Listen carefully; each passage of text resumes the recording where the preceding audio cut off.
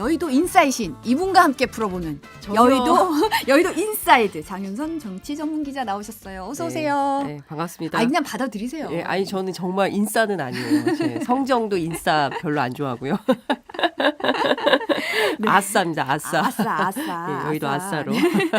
여의도 아싸와 여의도 인사이드를 한번 얘기를 해보겠습니다. 네. 그러면 먼저 윤석열 대통령이 이제 해외 순방 일정 마치고 오늘 새벽에 귀국을 네, 했어요. 5시 10분인가. 예. 이번 순방에 대해서 총평을 한번 해주시자면 어떻게 보셨어요? 정말 버라이어티하지 않았습니까? 오히려 제가 여쭙고 싶은데요. 네. 사실 처음에 한일 정상회담 할 때만 하더라도 후쿠시마 오염수 방류 문제가 최대 현안이었어요. 맞아요. 네, 그래서 아마도 우리 대통령이 가서 기시다 면전에서 이 방류 여러 가지로 국내 여론이 매우 안 좋고 우리 국민들이 싫어하니까 우리 국민들이 안심할 때까지만 좀 기다려라. 그리고 일단 올 여름 피서는 가야 되니까 바다에서 해수욕은 할 수 있도록 좀 배려해라. 뭐 이런 정도는 얘기하지 않을까 했는데 그런 얘기 전혀 없었고요. 네. 그래서 사실 이 굉장히 큰 문제거든요. 이게 이후에 뭐 30년이라고 하지만 전문가들 사이에서는 시작되면 한 100년이다 이런 얘기도 나오고 있고 하기 때문에 이 문제 굉장히 큰데 이제 그 중간에 김건희 여사 명품 논란이 있다가 갑자기 또 그 우크라이나를 전격 방문하면서 이게 처음에 후쿠시마 오염수로 했다가 살짝 그 사회뉴스 명품 논란으로 갔다가 이제 외교안보까지 간 이런 상황이어서 전반적으로 보면 이 와중에 국내에는 굉장히 비가 많이 와서 이게 그냥 단순 장마라고 보기에는 무슨 동남아처럼 스콜이 확 왔다가 막 이런 게 굉장히 국지성 호도 많았고 이번에는 사실상 이거를 그냥 뭐 그냥 평범한 장마 수준에서 보기에는 너무나 기록적인 폭우가 와서 이 문제를 그냥 넘기기 어렵다 이런 얘기들이 나오는 상황이기 때문에요. 전반적으로 보면 국내 이슈는 국내 이슈대로 잘 못 챙기고 또 국제적으로는 사실 이후에 따져봐야 될 게 너무 많은 숙제를 많이 남긴 그런 순방이 아니었나라는 생각이 들고 실제로 외국에 갔다 오면 좀 지지율이 올라야 되는데 또 지지율이 더 빠지고 아마 더 빠질 것 같아요. 다음 주에는. 그래서 왜냐하면 두 가지 이슈가 우크라이나 방문한 거하고 김건희 여사 명품 쇼핑 논란이 빠져있는 채로 조사가 돌아갔기 때문에 아마도 이 두 가지 이슈가 반영이 되고 또 지금 인재 논란이 있기 때문에 오송 같은 경우에는요. 그래서 지지는 더 나빠질 가능성이 있다라는 생각이 좀 듭니다. 네. 요거 하나하나씩 좀 짚어보면 윤석열 대통령이 이제 나토 회의 참석하겠다고 리투아니아 방문했고 폴란드도 방문을 했는데 사실은 뭐 비공개 일정으로 이제 우크라이나를 방문을 했어요. 이게 뭐 아까도 좀 얘기가 나오긴 했지만 뭐 이거 사실 뭐 다 얘기가 논의가 됐겠지만 뭐 보안상의 문제로 오픈이 안 됐을 뿐이지 인접국이라는 면에서는 가지 않을까 이런 얘기가 기자들 사이에서는 있었다고 하더라고요. 예, 뉴스라고 보기에는 어려워요. 왜냐하면은 지난 5월에 젤란스카 여사가 왔을 때 그때부터 아마도 이제 갈 것 같다. 나토에서 이제 가까우니까 들렀다 오지 않겠냐라는 전망이 많이 있었고요. 그리고 대통령 일정이라는 게 그냥 가까우니까 잠깐 갔다 올까? 뭐 이렇게 결정될 수는 없는 거거든요. 그렇고 이제 지나가는 데가 다 이게 그 국경을 통과하는 데마다 다 이게 연관이 돼 있기 때문에 아마도 예정된 일정을 소화한 것인데 다만 기자들한테만 공개를 안 했을 거라고 저는 생각을 하고요. 전쟁 중인 국가를 방문한 첫 번째 대통령이라는 기록을 세웠죠. 하나의 의미라면 이제 전쟁 중인 국가를 방문했다. 네. 뭐 하여튼 의미 있는 논의로 치고요. 어쨌든 갔다. 예. 첫 번째 대통령이다. 이런 기록이 나온 것이고요. 2014년 2월 이라크 전쟁 당시에 12월이죠. 그렇죠. 그 노무현 전 대통령이 그 아르빌 2004년이네요. 그렇죠. 네? 이라크 파병. 네, 맞아요. 네. 그때 그 아르빌 자이툰 방문을 한 것이 있고 그다음에 66년에 베트남 전쟁 당시에 박정희 전 대통령이 맹호 부대를 방문했던 사례. 그렇지만 이것은 어쨌든 우리 장병을 위로하러 가는 거였지. 우리 장병한테 그렇죠. 간 예, 그렇지. 우리와 전혀 관계없는 전쟁에 대통령 공지대로 국제사회 책임 있는 일원으로 연대 차원에서 방문한 것은 그야말로 이번이 최초가 되는 것입니다. 그런데 잘 아시는 것처럼 대통령이 방문한 수도 키이우는 러시아군이 물론 초기에 집중 공격을 했었고 그리고 또 최근에 미사일 공격이 있기도 하긴 했지만 지금 벌어지는 전쟁의 최전선은 아니에요. 네. 예, 그렇기도 하고 실제로 그 최전선은 동부 지역이라고 동부에 하는 몰려있죠. 네. 돈바스 지역이라고 하죠. 여기 지금 뭐 계속 그 공격과 반격이 막 전투 중인데 어쨌든 이 지역을 간 것은 왜 이 시점에 대통령이 갔을까? 이게 굉장히 이 중요한 포인트인 것 같아서. 보니까 가는데 27시간 정도 걸렸더라고요. 네, 기차 타고 뭐 이렇게 왔다 갔다 한 걸로 보이는데 어쨌든 지금 그 왜 갔을까가 굉장히 중요한 거고 그 방문해서 우리가 얻어야 되는 그 이익은 뭘까 이걸 좀 따져봐야 될 것 같아요. 앞서 네. 말씀 주신 대로 리투아니아 거쳐서 폴란드에서 우크라이나 이렇게 들어갔는데 폴란드는 잘 아시는 것처럼 우크라이나 전쟁의 후방 병참기지 역할을 하고 있죠. 네. 그래서 사실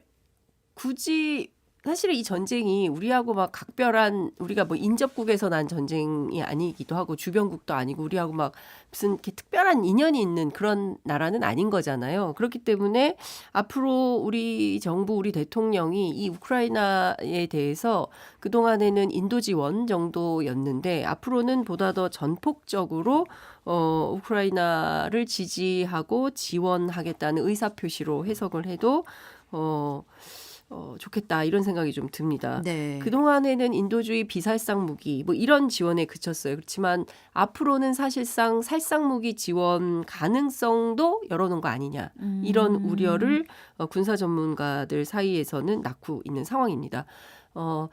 할 가능성이 높아 보인다라는 전문가 얘기들이 나오고 있는데요. 네. 그럼에도 불구하고 대통령실 관계자는 반론 차원에서 말씀을 좀 드리자면 네.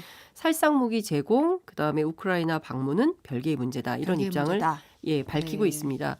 그럼 왜 대통령이 살상 무기 지원할까 이런 이제 의혹들을 가질 수 있는데요. 그 포인트는 부차시 방문을 좀 볼 수 있어요. 부차시 방문이요. 그렇습니다. 부차에서 민간인 학살이 네. 대량으로 벌어졌었기 때문에 그런데요. 이미 지난 4월 그 로이터 통신하고 인터뷰를 할 때 이런 멘트가 있어요. 대통령의 언급인데요.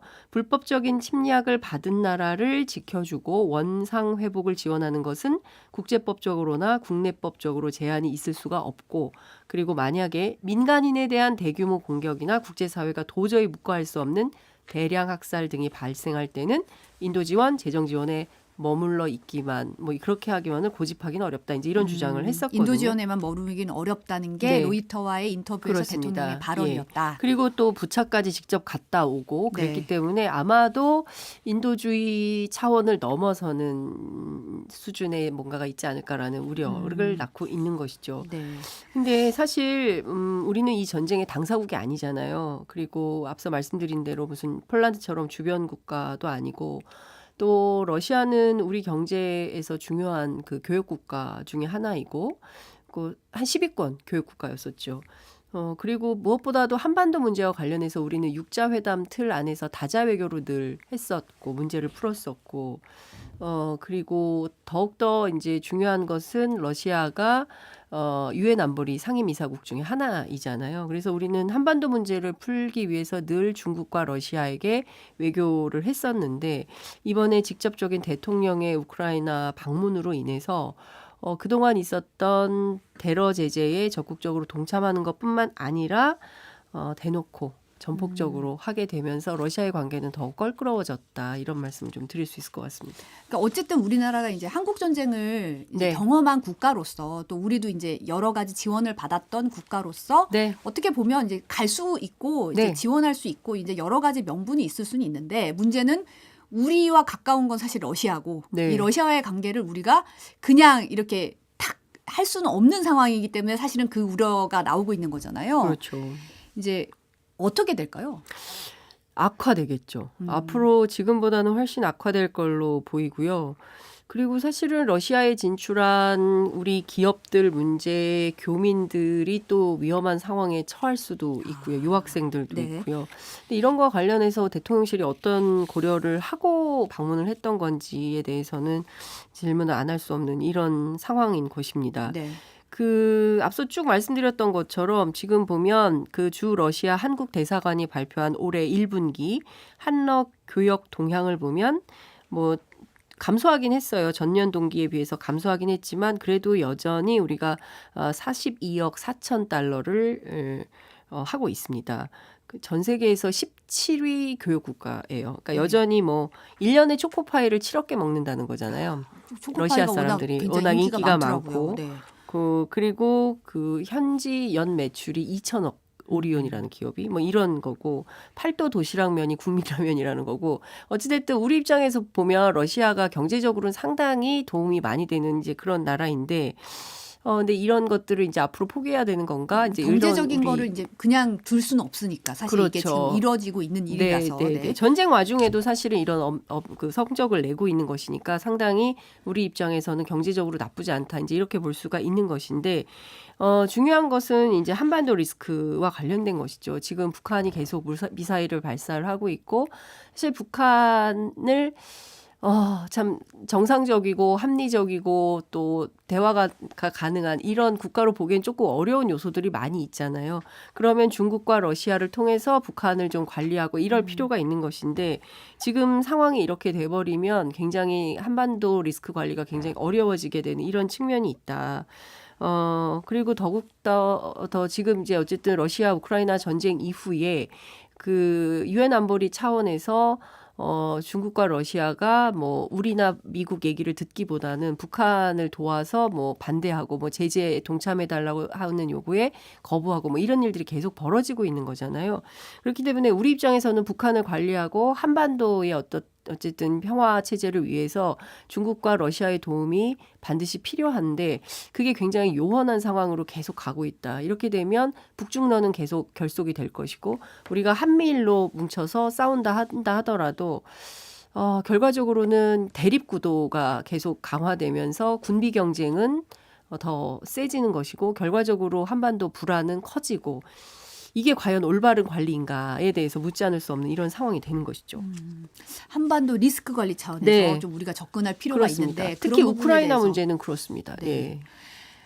윤석열 대통령이 생즉사, 사직생의 정신으로 강력한 연대를 언급했어요. 사실 저도 이 말 상당히 좋아하는 말이고 네. 존경하는 이순신 장군의 말이어서 많은 분들이 알고 계시는데 혹시 회사에서 일하실 때 생즉사, 사직생의 자세로 일하신 그 정도로는 뭐 저는 저널리즘을 생즉사, 사직생의 자세로 하시는 건 저널리즘 아시죠? 우리가 추구하긴 하지만 그렇다고 뭐 이렇게 그러니까 언어가 이게 전쟁 상황에 놓여서 나올 수 있는 언어긴 하지만 이 언어가 이런 상황에서 나올 만한 언급이었나? 이 부분에 대해서는 좀 많이들 얘기가 설왕설래 하더라고요. 어떻게 생각하세요? 많이 과하죠.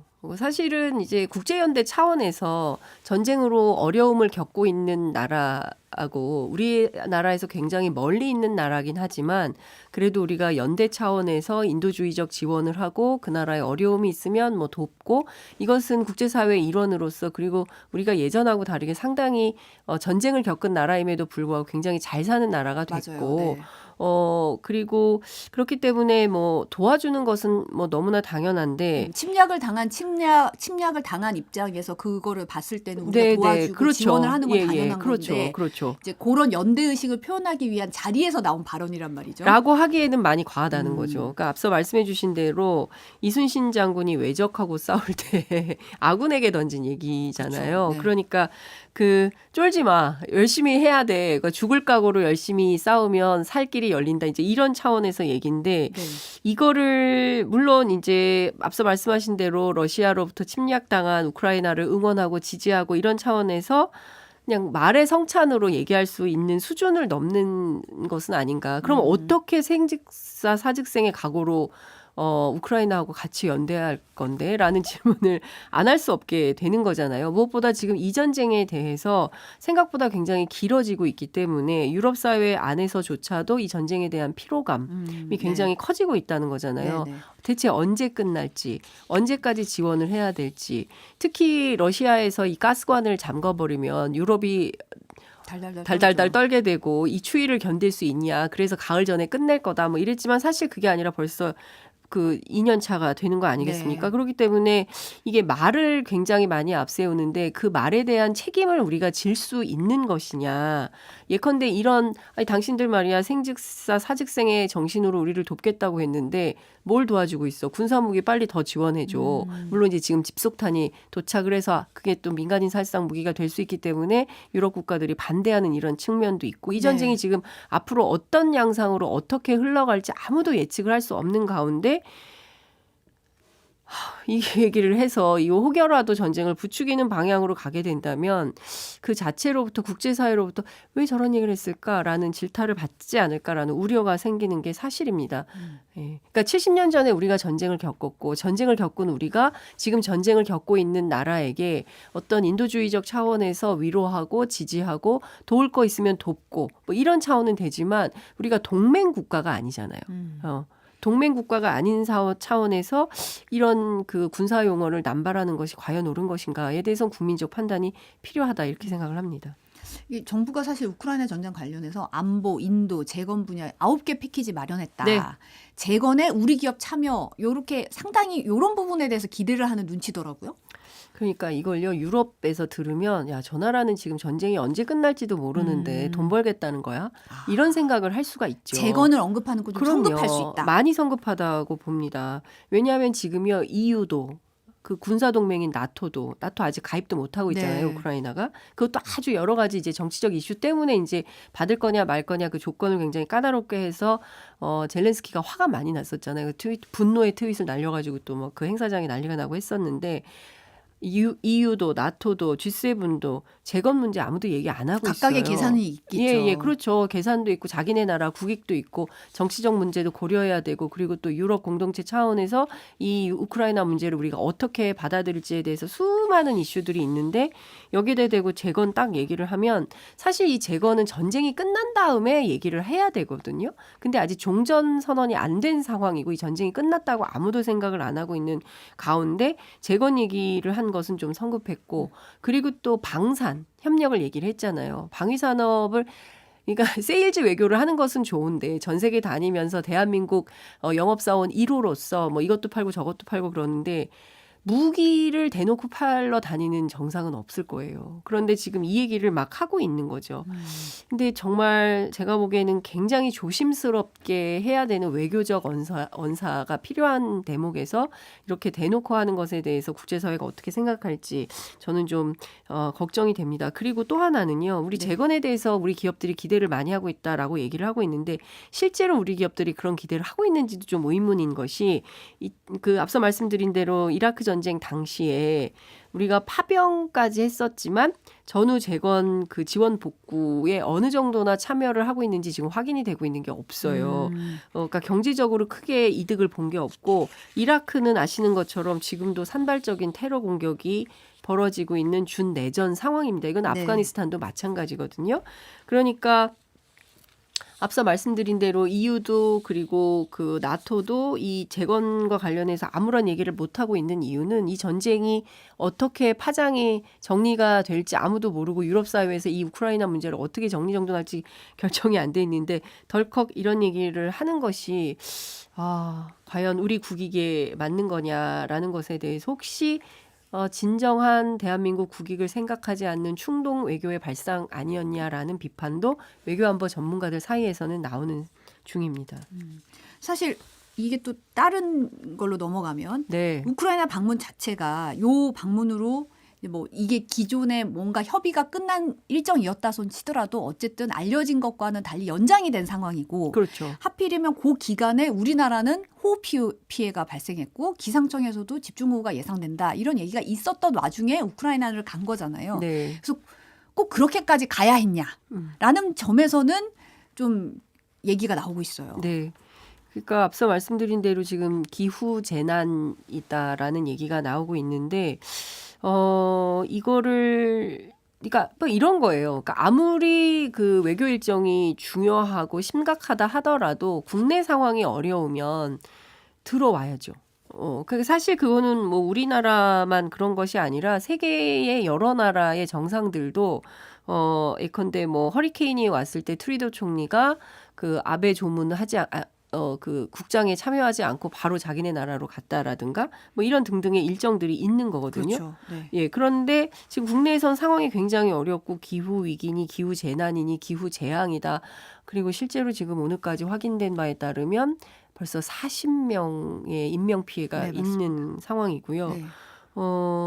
그리고 이것뿐만 아니라 지금 농경지 침해가 28,000개 축구장 뭐 그 정도의 수준인 거고 지금 전반적으로 전국적으로 피해가 나오고 있는 이런 상황인데 그렇다면 우리가 이렇잖아요. 회사에서 일하다가도 집에 일이 생기면 회사의 양해를 구하고 집안일을 보러 가지 않습니까? 맞습니다. 국제 무대에서 외교를 하다가도 국내에 큰 현안이 생기면 아유 얼른 가보시라고 지금 여기 계실 때가 아니지 않냐라고 말을 하는데 지금 우리는 기후재난으로 엄청나게 사람들이 죽고 인명피해가 생기고 막 이러고 있는 상황에서 대통령은 남의 나라 전쟁 상황을 보고 있는 이런 아이러니한 장면이 펼쳐진 것이죠. 여기에 더한 게 대통령실의 해명이잖아요. 그렇습니다. 여기에 대해서.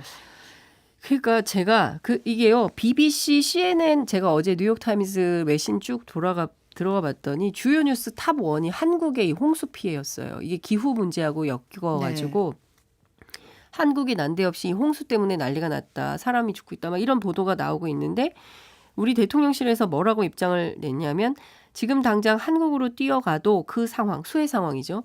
크게 바꿀 수 없기 때문에 대통령이 수시로 보고받고 여기서 지시를 내리기로 했다. 이런 설명을 하고 있어요. 그러니까 이제 그 책임 총리제가 바로 구현이 된 건가 이런 생각이 좀 들기도 하는데 그동안 보면 깨알 같은 지시를 얼마나 많이 했습니까? 수능 관련해서도 수능 난도 관련해서도 국어, 비문학 뭐 킬러 문항 내지 마라 이런 것까지 아주 꼼꼼하게 지시하는 분이 이 문제와 관련해서는 난데없이 내가 가서 바꿀 수 없기 때문에 갈 필요가 없다. 제가 어제 커뮤니티 사이트 가보니까 이런 얘기가 나와요. 우크라이나에 지금 가도 전쟁 상황을 크게 바꿀 수 없을 텐데 왜 갔어요? 이제 이런 질문들이 국민들 사이에서 나오는 겁니다. 그러니까 국민들이 대통령이 가서 물푸기를 원하는 건 아니거든요. 그럼요. 사실 거기서 예. 뭐 수해가 그러니까 비 피해가 있었던 현장에서 우리가 어쨌든 재난 내 컨트롤 타워인데 컨트롤 타워가 이제 이 시점에 물론 갈 수 있죠. 우크라 방문할 수 있는데 방문 자체를 뭐라 그러는 게 아니라 이 시점에 가야 했냐 내지 그게 이제 피해가 있을 때 그런 이 해명은 가도 크게 할 일이 없으니까 그냥 갔다라는 건데. 박근혜 정부 때 세월호 참사가 터졌을 때 청와대는 컨트롤 타워라고 아니라는 말을 해가지고 논란을 크게 빚었던 사례를 기억을 해야 될 것 같습니다.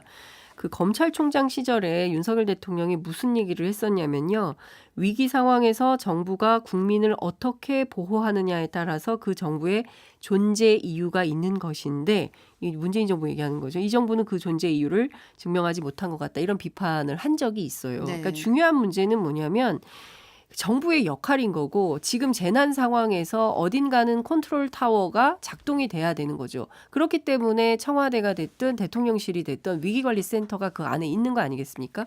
그리고 가보셨겠지만 위기관리센터에 들어가면 지금 그 대한민국 영해, 영공 그다음에 국내에서 벌어지고 있는 그 현장들이 다 체크가 돼서 볼 수가 있어요. 그럼 그 안에서 다 지시를 해야 되는 거잖아요. 근데 그런 것은 내가 지금 간다고 해서 비를 뭐 막을 수가 있겠어요. 뭐 수해 지금 다 난리 난 걸 뭐 어떻게 할 수가 있겠어요라고 하는 것은 심각한 무책임이죠. 대단히 심각한 무책임한 발언이고 이런 발언을 한 대통령실 관계자가 누군지 찾아내서 반드시 문책해야 된다고 생각합니다. 이런 입장과 태도로 어떻게 대한민국 최고 그 컨트롤 타워인 대통령실 안에서 비서로 일할 수 있겠습니까? 저는 이거는 있을 수 없는 일인 거죠. 무엇보다 국민들이 지금 엄청난 고통 앞에 있는 거잖아요. 예, 프란시스코 교황도 그런 얘기를 했어요. 네. 고통 앞에 중립은 없다고. 그리고 우리 대통령이잖아요. 우리 대통령이면 지금 우리 나라에서 벌어지고 있는 이 재난적 상황에 대해서 누구보다 가장 큰 관심을 가지고 이 상황을 어떻게 하면 빨리 해결할 수 있을지 지혜를 내고 사람들을 움직여서 상황을 빨리빨리 종료시킬 수 있도록 해야 되는 건데 이거는 공감 능력이 떨어지는 건지 어떻게 이렇게 안이하게 발언을 할 수 있는지 정말 너무 국민의 한 사람을 기자 뭐 이런 거 다 떠나서 국민의 한 사람으로서 정말 너무 황당했습니다. 근데 여기서 사실 논란을 더 키운 게 이제 그 명품 쇼핑이잖아요. 명품 쇼핑. 이게 현지 매체가 보도를 했는데 네. 사실은 지금 사진에서 보였지만 명품 편집샵 앞에서 찍힌 모습인데 경호원들이랑 같이 저 앞에서 있는 모습을 현지 매체가 보도를 했어요. 보도를 하면서 명품 샵에서 이제 5개 매장을 돌았다. 뭐 이런 얘기가 나왔는데 사실 여기서 더 논란을 키운 게 매일경제가 보도한 대통령실의 해명 같거든요. 상인의 호객행위 때문에 매장에 들어갔다고 했거든요.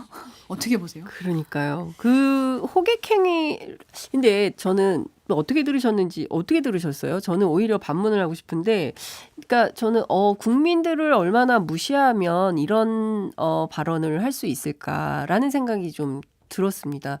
일단 명품 매장 한번 가보신 분들은 알아요. 명품 매장 안에서 호객행위가 가능한가요? 저는 잘 못 봤어요. 그쵸? 예, 호객행위는 대체로 재래시장에서 막 뭐 물건 쌓아놓고 뭐 이거 좋다고 하면서 사라고 하거나 관광지에서 관광지에서 사람들 불러다가 이거 뭐 굉장히 좋은 건데 내가 싸게 드릴게 하면서 하는 게 호객행위잖아요. 우리나라 명품 매장은 원래 이렇게 번호표 주면서 줄 서게 하고 네. 못 들어가게 하잖아요. 네네. 일정 정도 인원이 차면 못 들어가게 하고 그게 우리나라만 그런 게 아니에요. 제가 북경에 살다 왔는데 북경도 그래요. 뭐 이렇게 중요한 뭐 그런 명품 매장들 구경을 가보면 일정한 숫자가 들어가면 그 다음에 못 들어가고 뭐 줄 섰다가 매장이 들어가고 너무 혼잡하면 네, 안 되잖아요. 좀 격이 떨어져 보이니까 한마디로 좀 이제 너무 이렇게 네, 시장판처럼 이렇게 보이면 뭐 안 돼요. 범잡 이렇게 하면 이제 좀 네. 서로 하는데 이제 네. 좀 매끄럽게 진행을 하기 위해서 일부러 줄을 좀 세우고 그래서 일부러 조절한다고 하죠. 너무 안쪽에는 네. 널널한데도 안에 못 들어가게 뭐 그런 해서. 얘기도 있고 하죠. 내가 내 돈 들고 이렇게 해야 돼 이러면서 기분 나빠서 못 가겠다 이런 분들 계시긴 하거든요. 그러니까 저는 국민들의 수준을 명품 매장 한 번도 안 가본 사람 취급하면서 잘 모르니까 호객행위가 가능할 것처럼 호도한다고 저는 생각을 하고요. 그리고 네. 뭐 물론 이런 분들도 있을 것 같아요. 뭐 해외 출장 갔다가 명품 살 수도 있지. 뭐 대통령 부인도 사람인데 뭐 그런 거 왜 못 사겠어라고 생각하시는 분들도 있는데요.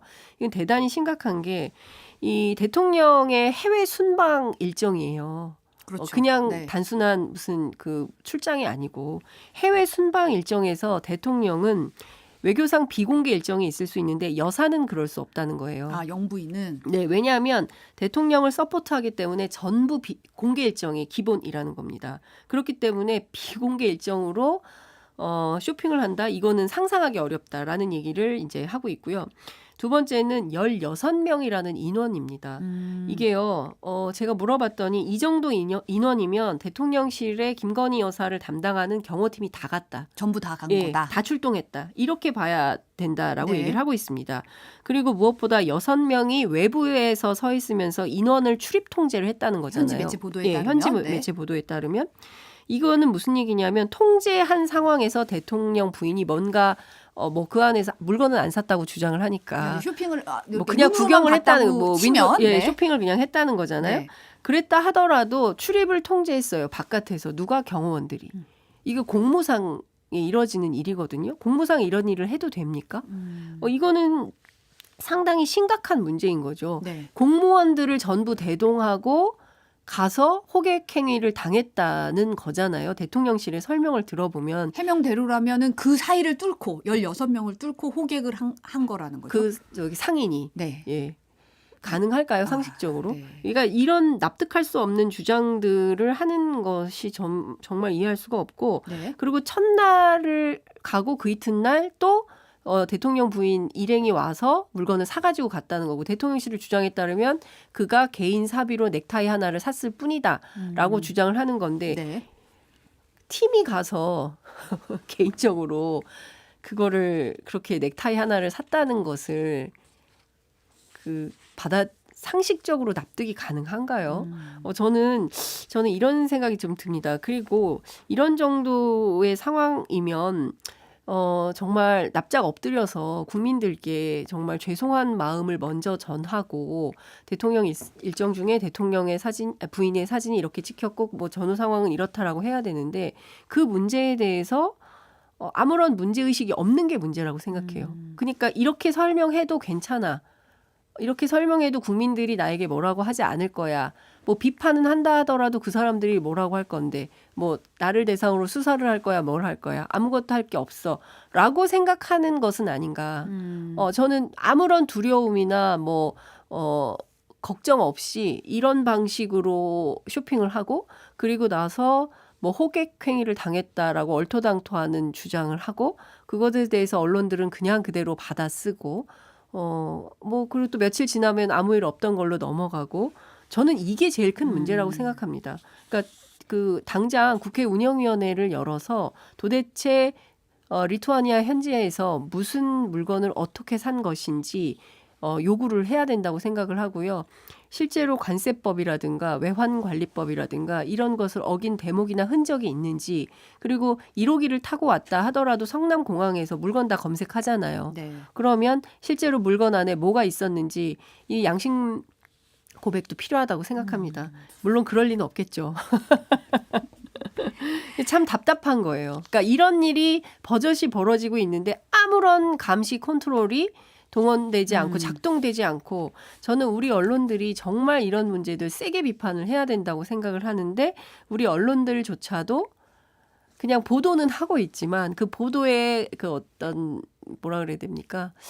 인사이트가 세지 않다라는 생각이 좀 들어서 안타깝습니다. 사실 이제 대통령실의 공식 해명은 없었던 거잖아요. 이게 사실 이제 그것도 문제인 거죠. 이런 상황이 벌어지면 당연히 공식 해명을 해야 되는데 매일경제라는 언론사의 대통령실의 핵심 관계자가 호객행위예요라고 말하고 그냥 끝인 거예요. 지금 이 순간까지 아무런 공식 해명이 없습니다. 그렇기 때문에 국회 운영위를 열어서 국회가 따져 물어야 되는 거죠. 지금 상황에서 대통령실이 뭐 적극적으로 국민 앞에 나서서 사실은 이랬습니다라고 고백할 리는 없기 때문에 그러면 국회가 움직여서 역할을 분명하고 바르게 해야 된다. 그렇지 않으면 정말 참 이대로 괜찮은 겁니까? 제가 물어보고 싶어요. 이래도 돼요? 우리나라가 상당한 수준의 시스템을 갖춘 선진 국가입니다. 그러니까 그 누구 장관 말 한마디로 그냥 뭐 있던 도로를 국책 사업이 네, 나 안 해 이래가지고 국책 사업을 무위로 돌릴 수 있는 나라가 아니에요. 시스템으로 움직이고요. 공문 한 장이 없으면 진도가 안 나가는 게 공무잖아요. 그런데 하루아침에 나라가 너무 이상해지고 있는 거예요. 그래서 제가 보기에는 이 시스템의 붕괴에 대해서도 우리 언론이 주목해서 잘 다뤄야 되지 않을까 싶습니다. 2년 지났거든요. 네, 이제 3년 남았습니다. 네, 오늘은 여기까지 듣겠습니다. 네, 장윤선 정치전문 기자였습니다. 감사합니다. 네, 고맙습니다.